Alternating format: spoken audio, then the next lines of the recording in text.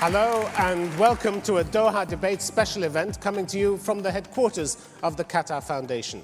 Our guest today is the man at the center of the crisis over Iran and its nuclear intentions. He heads the United Nations nuclear watchdog, the International Atomic Energy Agency in Vienna. So whatever rumors, conjecture and accusations you may have heard about Iran or other countries, he is charged with knowing the facts. So, ready to take questions from me and the university and high school students here in Qatar is Dr. Mohamed ElBaradei. Dr. ElBaradei, it's very good to have you with us. Thank you very much for coming. You arrive in a highly charged international atmosphere. Statements, special statements from the Security Council, talk of threats to international peace and security. This is the way wars start, isn't it? I hope not, Tim. I think I'm calling on everybody to cool it. Including the Security Council?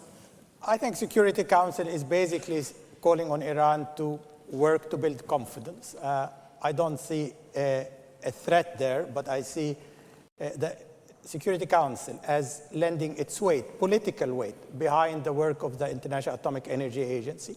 So I see this as a new diplomatic phase in helping the agency, helping me to make Iran understand that they need to work with us to build confidence, to clear their name, to make sure that we will be able, in the near future, to say that Iran's nuclear program is exclusively for peaceful purpose. But they're raising the international temperature here considerably, aren't they? They're hyping it. Well, there's a lot of... We're almost at panic levels now, aren't we? There's a lot of hype, but I don't pay attention to hype. We have work to do. But the public does, don't they? Well, again, I called on the public to bear with us. We have work to do. The public should stay calm about this. The public should stay calm. Our reports are not saying there is an imminent threat overnight. Our reports are saying we have issues that need to be clarified, that Iran needs to work with us as fast as possible to clarify these issues. But at the same time, we have said we have not seen nuclear material diverted to a nuclear weapon, but we are not also saying that the program is exclusively for peaceful purpose because we still need work to do. But there are shades of the prelude to the Iraq war here, aren't there? I do not like to make any comparison with Iraq. I think we have learned... No, but it's clear, isn't it? Well, we have learned a lot of lessons from Iraq and that we should not jump the gun. And I think that's also something... So is the Security Council jumping the gun here? No, the Security Council, I think at this stage is saying, we are with you, we are supporting you. Iran cooperate. They haven't given you long. They've given you 30 days to come back and tell them that Iran is changing. They want to show that Iran is responding and responding fast, and I think that's good. So we're seeing coercive diplomacy. There are threats of sanctions hanging in the air. There's threat of military action hanging in the air. There's no mention of sanction in the statement. Not in the statement, but we've had it in the margins from the delegation. Some people saying, well, if Iran does not cooperate, we'll have to think of next steps. Others are saying the issue should not be resolved through pressure. I am saying, wait, let us get the facts out. I saw today Iran is saying that they're ready to cooperate with the agency. They're ready to continue. They've only said that for 18 years, haven't they?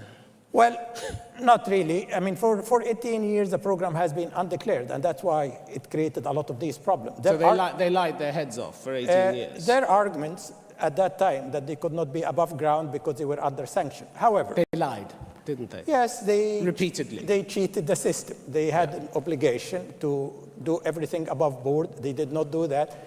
As I said, they were under sanction and they could not do it above board. However, they created this, what I call confidence deficit, and they need to work, they want to go out of their way to build that confidence. But the international community is on sticky ground here, isn't it? Because what they're asking Iran to do, which is to stop its uranium enrichment program, Iran is legally entitled to go on with it, isn't absolutely. I think the international community, again, is not saying that Iran, you don't have the right to enrich uranium. Nobody is talking about Iran right. Everybody is saying you have the right, Iran. However, because of that confidence deficit you created... Stop it. Have a moratorium, if you like. Go through a transitional phase. Why? You have the right to do something, but stop it. That's what it comes down to, isn't it? If you misuse your right and if you violate your obligations, you go through probation. I mean, I think we find it in many other applications, in terms of law. So is Tim. this charged international temperature that we see at the moment, is that justified by events on the ground?